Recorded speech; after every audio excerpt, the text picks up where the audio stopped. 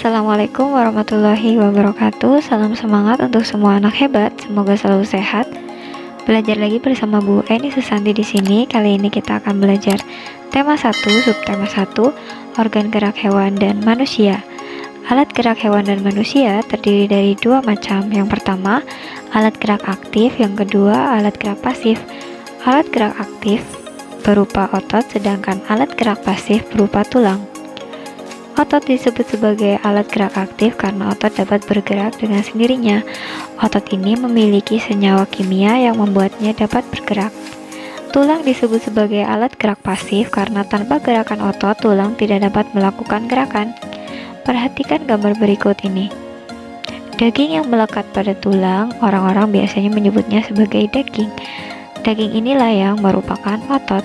Ketika otot melakukan gerakan, maka tulang akan ikut bergerak.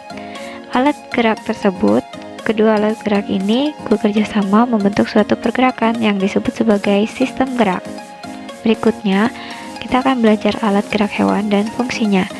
Alat gerak hewan disesuaikan dengan aktivitas dan tempat hidupnya. Perhatikan tabel hewan beserta alat geraknya berikut ini.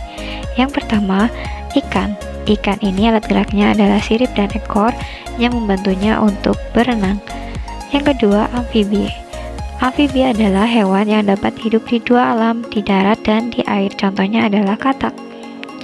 Alat gerak amfibi ini berupa kaki, yang biasanya digunakan untuk berjalan, melompat, dan berenang. Yang ketiga, reptil. Reptil ini biasanya bergerak menggunakan otot perut dan kakinya. Contoh dari hewan reptil adalah buaya, ular, dan penyu.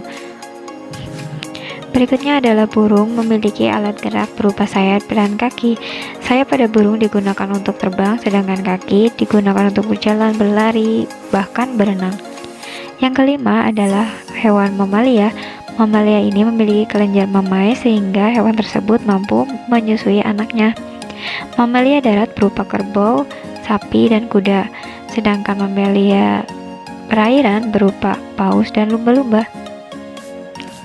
Berikutnya kita akan mempelajari hewan berdasarkan ada atau tidaknya tulang belakang dalam tubuhnya.